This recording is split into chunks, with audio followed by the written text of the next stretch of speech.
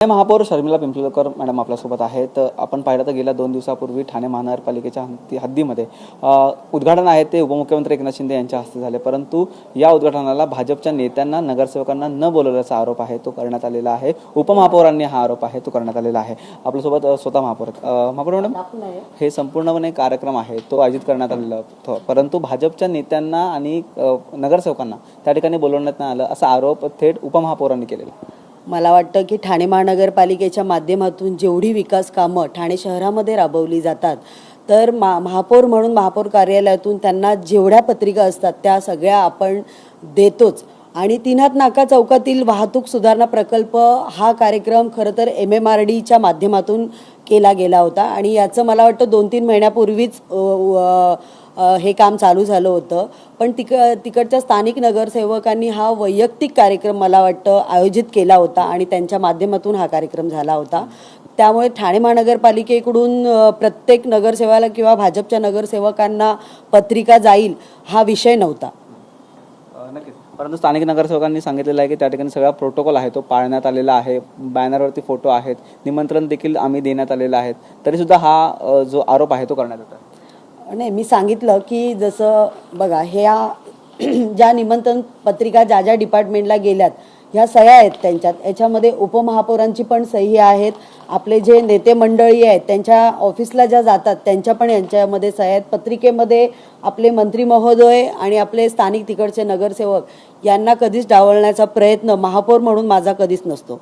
नक्कीच, उपमहापौरांची देखील आम्ही प्रतिक्रिया घेतली. त्या ठिकाणी त्यांनी सांगितलं की हे प्रकार वारंवार होत आहेत. गेल्या 1 महिन्यापूर्वी देखील कार्यक्रम झाला, तेव्हा देखील असंच प्रकार घडला, आम्हाला बोलवण्यात आलं नव्हतं आणि आता देखील असाच प्रकार घडला. आम्ही पक्षश्रेष्ठींकडे ह्या संदर्भात ती तक्रार आहे ती करणार आहे, परंतु पुन्हा उद्घाटन आहे ते झालंच पाहिजे.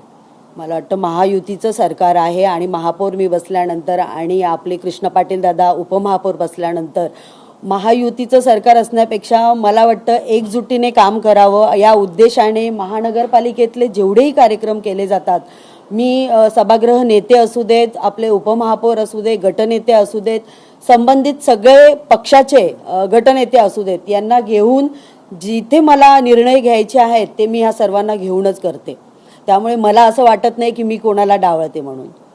नक्कीच, परंतु त्यांनी असं देखील म्हटलेलं आहे की विरोधी पक्षनेत्यांच्याकडे म्हणजे विरोधी पक्षातले जे काही नेते आहेत त्यांना आमंत्रित केलं जातं. मग कळव्यातलं असेल, मुंब्र्यातलं असेल, त्या ठिकाणी कार्यक्रमामध्ये आमंत्रित केलं जातं, परंतु अशा कार्यक्रमाला आम्हाला तिकडे आमंत्रित केलं जात नाही. हे कुठेतरी जाणीवपूर्वक केलं जात आहे का? मला वाटतं जलतरणचा जो विषय असेल कळव्यामधला, तर तो अचानक मला फोन आला होता तिकडे, कारण उद्घाटन खरं तर शिंदे साहेबांच्या आपल्या हातूनच होतं, पण आणि खासदार आपले श्रीकांत शिंदे साहेब यांच्या हातून ते खरं तर उद्घाटन होणार होतं.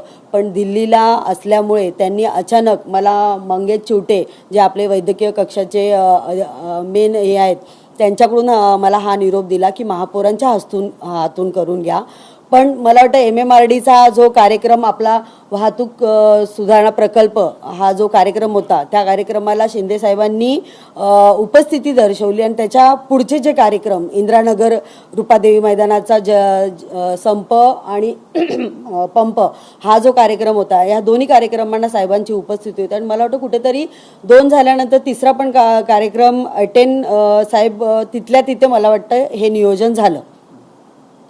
शेवटचा प्रश्न, अगदी ह्या अशा कार्यक्रमाला आहे ते आमंत्रित केलं जात नाही, वारंवार असे प्रकार घडतात, त्यामुळे जर असंच करायचं असेल तर मग भविष्यामध्ये आम्ही आमच्या पक्षश्रेष्ठींना सांगू, तुम्ही तुमच्या पक्षश्रेष्ठींना सांगा आणि जो काही निर्णय आहे तो वैयक्तिक पातळीवरती घेऊन आपण वैयक्तिक राजकारण आहे ते ठाणे महानगरपालिकेमध्ये करूया, असं देखील त्यांनी सांगितलेलं आहे. वेगळं होण्याची भूमिका आहे ती त्यांनी बोलून दाखवली. नाही, मला असं वाटतं की उपमहापौर कृष्णा पाटील यांनी ठीक आहे की काही चुका जर तुम्हाला वाटल्या असतील आमच्याकडून झाल्या असतील, पण मला वाटत नाही की अशी काही चूक झाली आहे म्हणून, कारण त्यांना कधीच न डावलण्याचाच माझा हेतू असतो आणि डावळतच नाही. मेन कुठेतरी काहीतरी वर खाली जर झालं असेल तर अशा घटना होऊ शकतात, म्हणून एवढ्या टोकाची भूमिका त्यांनी घेऊ नये. कारण मला वाटतं की ज्याप्रमाणे मी सांगितलं की त्यांना घेऊनच आपण कुठलेही कार्यक्रम करायचे असेल जे ठाणे महानगरपालिकेच्या अधिपत्याखाली असतात किंवा केले जातात, तर ते ठाणे महानगरपालिकेच्या ह्याच्यातून त्यांना पत्रिका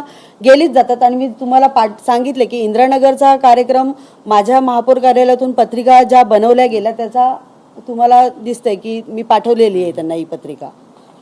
अधिकाऱ्यांना काय सांगणं असेल की अशा पद्धतीच्या पत्रिका देणं किंवा ज्या काही चुका आहेत त्या या ठिकाणी होतात त्या संदर्भात काळजीपूर्वक ह्या पुढे जाऊन देखील आहे ते हे करण्याचं, आणि आता जो झाला प्रकार त्या संदर्भात चौकशी काही त्या संदर्भात नाही, चौकशी मला वाटतं काही लावण्याची गरज नाही आहे, पण याच्या पुढे काळजी घेतली जाईल.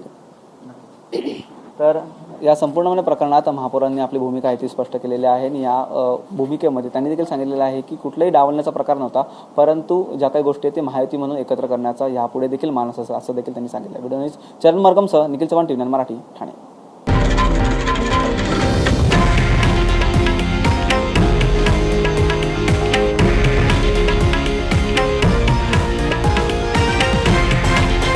हे आहे देशातील नंबर 1 न्यूज नेटवर्क आणि आपण पाहत आहात TV9 मराठी, एकमेव.